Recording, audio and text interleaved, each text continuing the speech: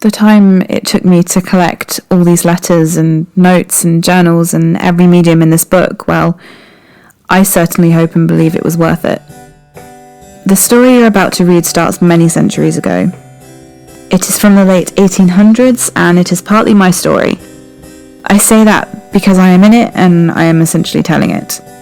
Although I would hardly consider myself the protagonist, that is up for your interpretation, for I have my own candidates for that spot. All of those that had to succumb to these horrors were equally important. All of them. Just some weren't able to live to tell their tale. Their death does not make them any less valued. They all deserve to live on, so hopefully this collection shall bring their memories to light, and they shall become eternal, as they so rightfully deserved. Now, if you wish to read this, you should be warned that this story is very gruesome and horrendous. It is a life no one should have ever lived. Not saying that I wish to be dead, or I wish I'd never lived.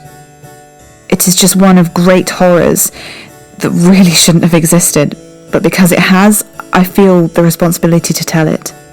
To explain why I say this story is not for the faint of heart is because, for one, as I stated, there is much violence and bloodshed to be read. And then there are plenty of perverse and sexual themes, including that of rape, incest, paedophilia, erotica, and my father, which is the one time I shall call him that in these annotations. From now on, he's Vata. And as you might have been able to tell for gore and rape, there is much dark content of psychology, suicide and depression being some of that, as well as other psychoses.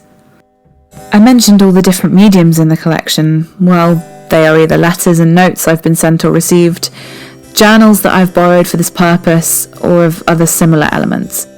I'm sure you'll get it as you start reading. Here's another warning. This book isn't exactly in chronological order. It's merely how I experienced and discovered these events. So if I received a letter late, it will be presented at the time I received it, not when it was written. Same goes for the journals that were written before I was even born. I will leave my annotations from time to time merely to express my feelings towards the readings, as I will have been rereading these for the first time in a long time, or to explain some gaps between entries in case there is nothing I can put in between.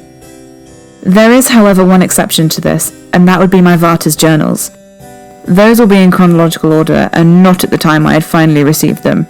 I have my own personal reasons for it, but most of all, they sort of fill in the gaps and leaves me less of a need for annotations in some cases.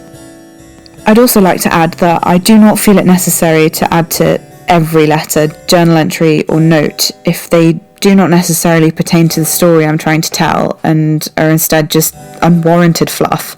That is a simple asking of the day and how I've been, or if it is simply the telling of gore and gruesome acts that I deemed not as important as other acts. I will put a few in here so you get an idea of the horrors, but a few are more than enough, especially compared to them all. If, after reading all this, you decide you can stomach it and choose to continue, all I have to say is, be my guest. Every story needs to start someplace, and I believe the true beginning of this story is not my beginning, but meeting the very person who changed my life forever. The very first time I heard of my mysterious masked musician should suffice.